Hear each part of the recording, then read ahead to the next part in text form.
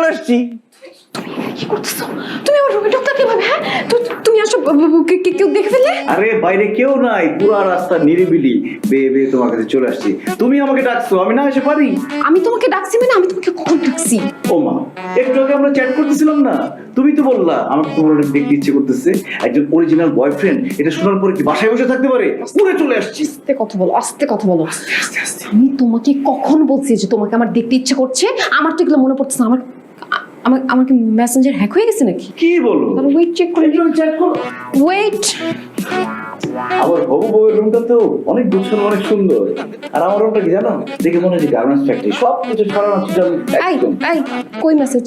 আমি তো কোনো মেসেজ দিইনি। কোথায়? আরে এই যে আমি লিখছি তোমাকে আমার খুব দেখতে ইচ্ছে করছে, তারপর লিখছি অনেক বেশি খাই ফেলছি, হাসপাস লাগতেছে।